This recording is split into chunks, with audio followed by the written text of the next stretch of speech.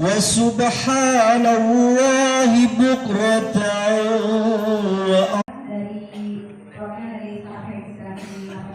يوم العيد الفطر ويوم السرور.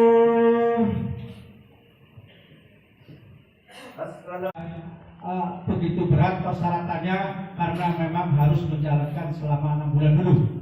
Ini yang perkara khusus, namun tetap kita memperdomeni PP nomor 99 ya. Allahu Akbar. Pejabat membebaskan hamba-hambanya dari siksa neraka, asa dari rahmatnya.